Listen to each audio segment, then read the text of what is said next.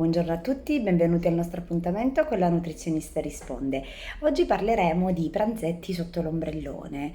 Non so come siete abituati, le vostre abitudini quali sono, se portate dei prodotti da forno, se portate dei panini. E noi consigliamo solitamente di portare intanto alimenti freschi, alimenti non tanto grassi, che non appesantiscano appunto la digestione, no?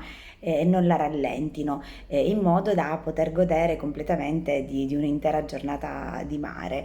E allora cosa c'è di meglio che portare delle insalatone che però possono essere insalate di cereali, per esempio le insalate di riso, le insalate di ci possiamo sbizzarrire con i cereali, abbiamo l'insalata di farro, l'insalata di orzo, l'insalata di riso venere, e poi abbiamo l'insalata di pasta, che può essere pasta di semola, pasta integrale, di farro, di mais, di riso, quindi abbiamo tanti tipi, no?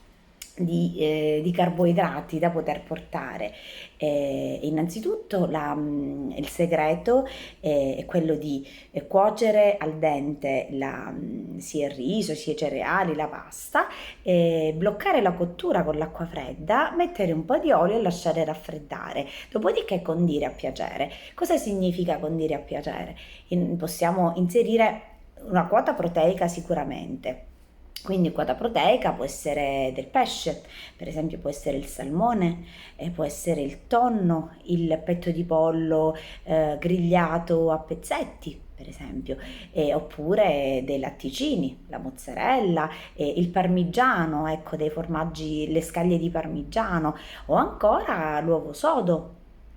E poi abbiamo per esempio anche le insalate vegetariane, no? Dove la quota proteica è data dai legumi, per esempio dai ceci, dalle lenticchie, e quindi si può pensare di fare questi piatti.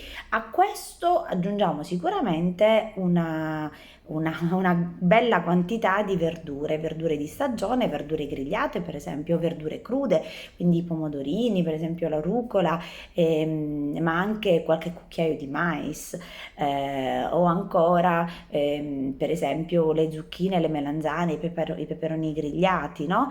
E quindi possiamo olio extravergine di oliva, un po' di pepe nero e le nostre insalate sono pronte da gustare.